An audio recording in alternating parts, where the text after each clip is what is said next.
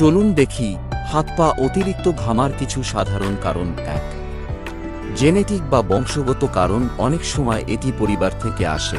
যদি মা বাবা বা ভাই বোন বা অন্য কোন সদস্যের কারো এই সমস্যা থাকে তাহলে অন্যেরও হতে পারে। 2. মানসিক চাপ ও উদ্বেগ। চিন্তা, টেনশন, নার্ভাসনেস এগুলো শরীরে অ্যাড্রেনালিন হরমোনের পরিমাণ বাড়ায়, ফলে ঘামগ্রন্থি অতিরিক্ত সক্রিয় হয়ে যায়। 3.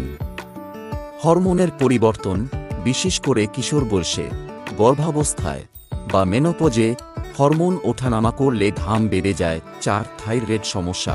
যাদের থাইরয়েড হরমোন বেশি তাদের শরীরের মেটাবলিজমও দ্রুত কাজ করে, ফলে অতিরিক্ত ঘাম হয়। 5. কিছু ওষুধের পার্শ্ব প্রতিক্রিয়া। অ্যান্টিডিপ্রেসেন্ট, পেইন কিলার বা ব্লাড প্রেসারের কিছু ওষুধের পার্শ্ব প্রতিক্রিয়া এই সমস্যা বাড়াতে পারে। 6. ডায়াবেটিস বা লো সুগার। শরীরে শর্করা কমে গেলে বা স্নায়ু ক্ষতিগ্রস্ত হলে ঘাম বেড়ে যেতে পারে। 7. খাদ্যাভ্যাস। অতিরিক্ত ঝাল, চা, কফি বা অ্যালকোহলও ঘামের পরিমাণ বাড়িয়ে দেয়।